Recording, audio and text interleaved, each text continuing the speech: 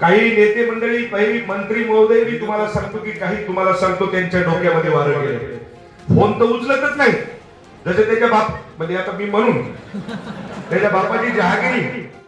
शिवसेनेचे आमदार संतोष बांगर हे असे खासदार श्रीकांत शिंदेंसमोरच संतापले होते. श्रीकांत शिंदे सोलापूरनंतर नांदेडच्या दौऱ्यावर होते. शिवसेनेच्या नांदेड, परभणी आणि हिंगोली जिल्ह्यातील पदाधिकाऱ्यांची आढावा बैठक आयोजित करण्यात आली होती. या बैठकीतच बोलताना कळमनुरीचे आमदार संतोष बांगर यांनी युतीच्या मंत्र्यांना, विशेष करून शिवसेनेतील मंत्र्यांना घरचा आहेर दिला.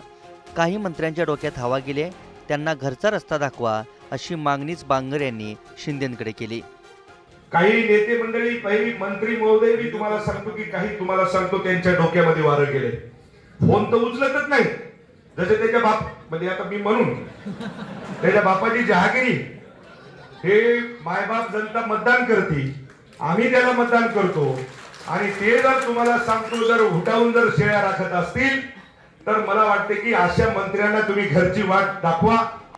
संतोष बांगर आपल्या वक्तव्यांनी नेहमीच चर्चेत असतात. विरोधकांवर बरसणं तर सुरूच असतं. काल मात्र श्रीकांत शिंदे, गुलाबराव पाटील, उदय सामंत अशा प्रमुख नेत्यांसमोरच बांगर स्वतःच्याच पक्षातील मंत्र्यांवर भडकले.